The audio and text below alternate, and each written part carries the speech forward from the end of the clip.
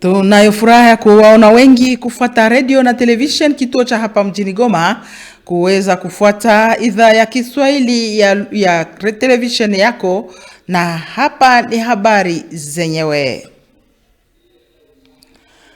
Papa mpya wa kanisa la Kikatoliki tayari amekwisha kuchaguliwa na wale makardino 133 toka hii siku ya 4 tarehe 8 Machi. Na papa mchaguliwa huo jina lake ni Leo 14, na kwenye sanduku ya uchaguzi alijulikana kwa jina ya Robert Francis Provost, na ni mzaliwa wa Amerika. Chantal Sibazuri anatupa maelezo zaidi.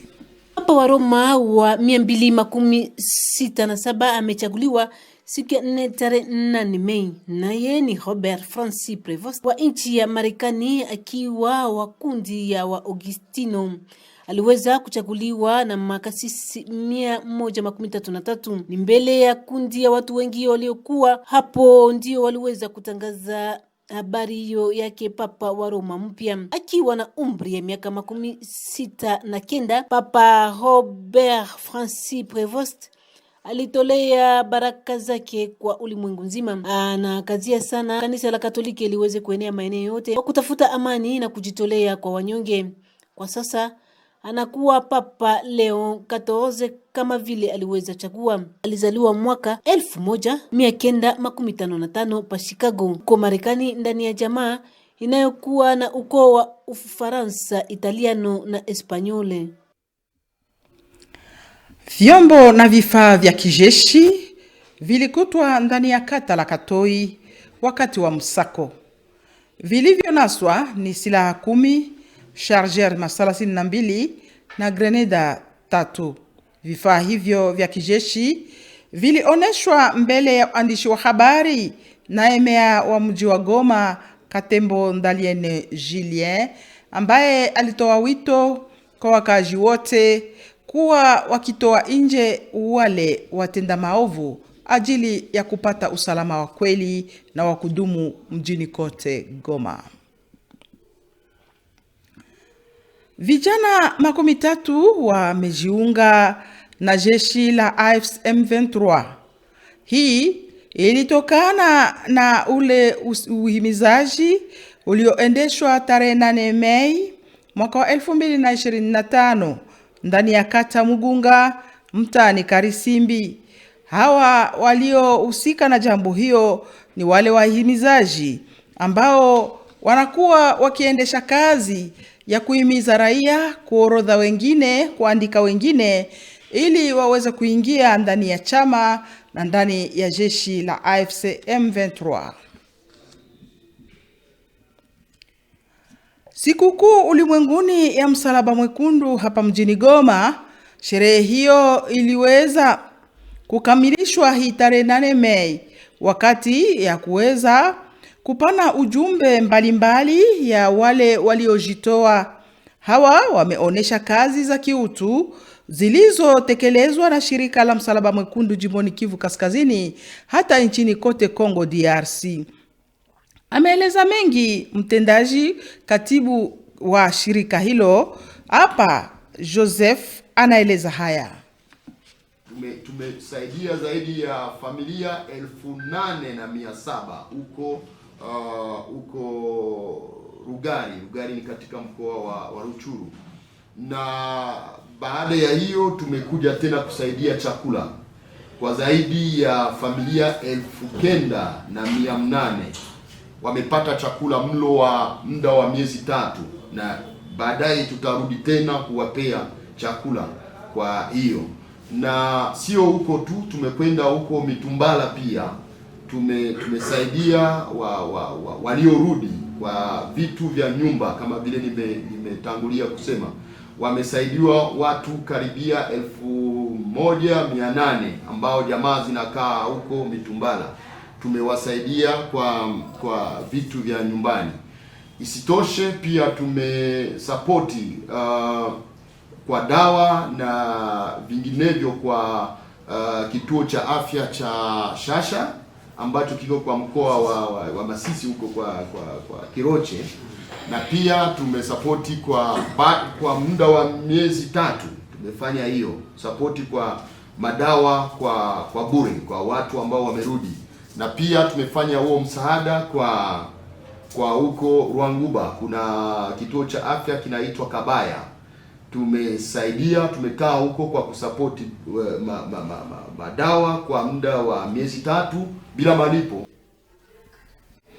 Tukikuwa tu kwa habari za Msalaba Mwekundu ni kwamba watoto 100 wamepotea na kuachika na familia zao na kutojulikana mahali wapo. Hata kuwa kutanisha na familia hizo na zingine ni shida ambazo ni shida za kiutu na ndizo zinakumba sana shirika hilo la Msalaba Mwekundu. Ametueleza hivyo kwenye televisheni yako Bwana Joseph Kasongo, huyu tu akiwa katibu tendaji wa shirika hilo la Msalaba Mwekundu, kufuatana na sherehe ya sikukuu ulimwenguni ya tarehe 8 Mei ambayo inasherekea sikukuu ya Msalaba Mwekundu. Giza na ni mojawapo ya jambo ambalo lachangia kwa ukosefu usalama mjini Goma. Matamshi hayo si yangu, matamshi hayo ni yake kiongozi wa mtaa wa Kadisimbi Bi Mukadisi Helen, ambaye ameita na kuomba kila mkaaji wa mtaa lake kutia mwangaza nje ya upango wake ili kupiganisha hali ya ukosefu usalama. Tumfuate Bi Helen Mukadisi, kiongozi wa mtaa wa Goma. Quartier niko na visite, niko na fanyisha reunion ba cadre de base bakaaji kuambia kama juu tusaidiane msekirite ya mwa mwingine ya Goma na mwingine yetu ikuwe propre, tutie maeclairage public, tutie mwangaza kwa marupango zetu. Itafanyika namna gani? Kusema nini? Ngisi unaangaziaka msalo yako mshambre mrupango, njo vile uangazie kurupango kwa inji. Kama uko na concession kabambi, tia matala za mingi mekukue njo vraiment ile éclairage public haiko ombi, donc iko obligation kwa. Mina mwenye hata tia c'est-à-dire atakuwa anapinga FCM 23, atakuwa apendi kutuletea amani au maendeleo au kusaidiana kutafuta security mwa hii mjini ya Goma, sana mkomine de Goma, kwani ndio yenye mimi naongoza.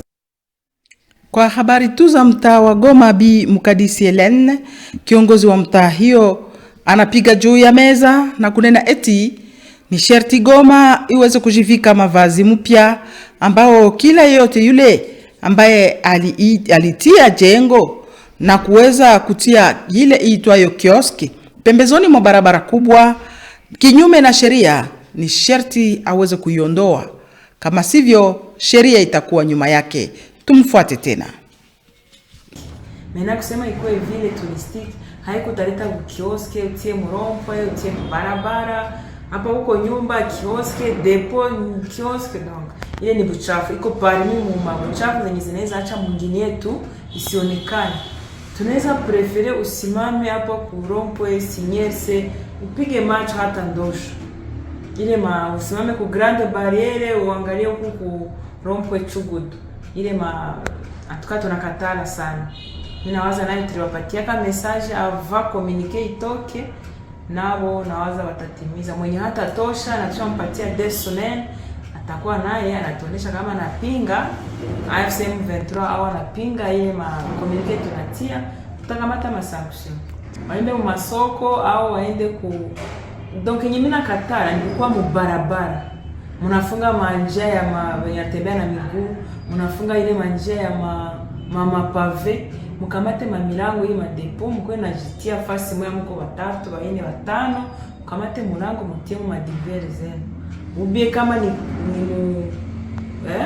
kunani route principale, usikue mbele ya wengine, kwa kama kuko fasi ingia kwa mstari, toke tu mu desordre. Donc desordre na kila mtu anaweza sikia desordre ni nini. Nabo peke anajua kama iko mbele, anajua iko na viole wa nyuma yake, au na viole barabara, au na viole wa kutembea na mguu au wa kutembea sijui na nini. Hata tuseme tabioske tu bale wote banatekeleza vitu kuma barabara, kwa miti, majiwe, sijui mamichanga kama wanafunga. Habari nzuri kwa walimu. Kiisha kupitisha miezi 4 bila kupata mshahara yao, walimu wa mtaa wa Masisi watapata sasa mshahara yao kupitia mtindo wa mobile money. Hawa wameweza kuonesha furaha yao, lakini watoa nje habari za kusema ya kwamba kuna kuwa shida kidogo ya ukosefu connection na zingine shida ili kuweza kutosha pesa hizo. Lakini furaha ni midomoni kwao kwa kuwa sasa miezi 4 bila kupata hata kitu kidogo kile, na sasa wataanza kupata marupurupu yao. Kwa kukomesha habari zetu ni habari za michezo. Wale wachezaji 28 wa timu ya Leopard ya nchi ya Congo DRC ambao watachuana kwenye mechi za kirafiki mwezi wa Juni wamekwisha kutambulika.